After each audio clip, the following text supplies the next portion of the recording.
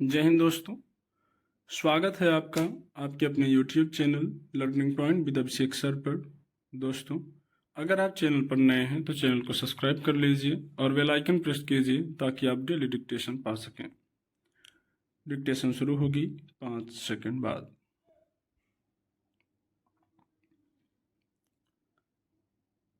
किसी भी राज्य के विकास और आर्थिक संपन्नता में उसके अपने संसाधनों की अहम भूमिका होती है, मगर देश के कुछ एक राज्य ऐसे हैं जहां प्राकृतिक संसाधन तो भरपूर हैं, लेकिन उन्हें इनका पूरा लाभ नहीं मिल पा रहा था।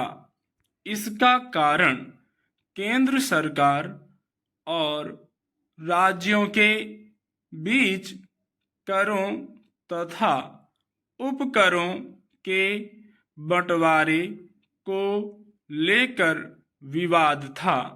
खनिज संपदा पर किसका हक है, यह सवाल कई मौकों पर उठता रहा।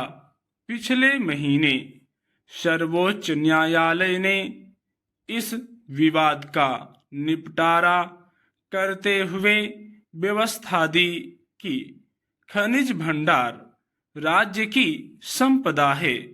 फिर राज्यों को एक और बड़ी राहत बुधवार को मिली, जिसमें उन्हें खनिजों और खनिज युक्त भूमि पर केंद्र सरकार द्वारा पिछले 12 वर्षों में क्रमबद्ध तरीके से वसूले गए कर का बकाया लेने की अनुमति मिल गई। दरअसल यह मामला इसलिए उलझा हुआ था कि संविधान में खदानों के आवंटन से संबंधित सीमाएं तय करने का अधिकार केंद्र सरकार को दिया गया है। जमीन और इमारत आदि पर शुल्क लगाने का अधिकार राज्य सरकारों को है।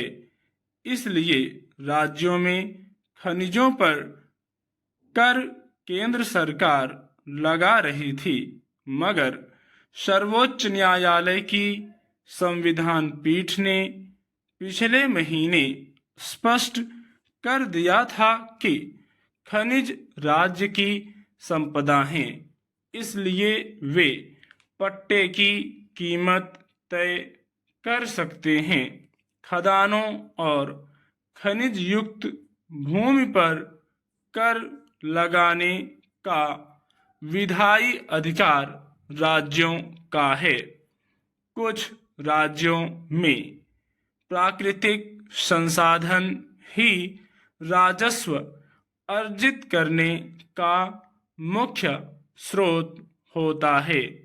इसलिए अगर खनिजों पर भी केंद्र सरकार ही कर वसूलेगी तो राज्यों को अपने विकास कार्यों के लिए धन जुटाना मुश्किल हो जाएगा।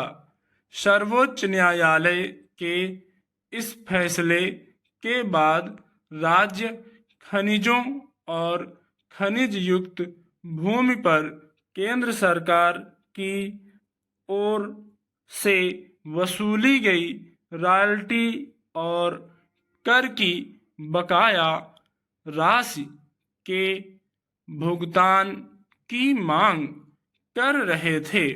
हालांकि केंद्र सरकार ने इसका विरोध किया, मगर शीर्ष अदालत ने केंद्र की दलीलों को खारिज कर राज्यों को खनिजों और खनिज युक्त भूमि पर वसूले गए रॉयल्टी और कर पर 1 अप्रैल 2005 से बकाया लेने की अनुमति दे दी। शीर्ष अदालत के इस फैसले ने साफ कर दिया है कि खनिज के खजाने पर पूरी तरह राज्यों का हक है। स्टॉप।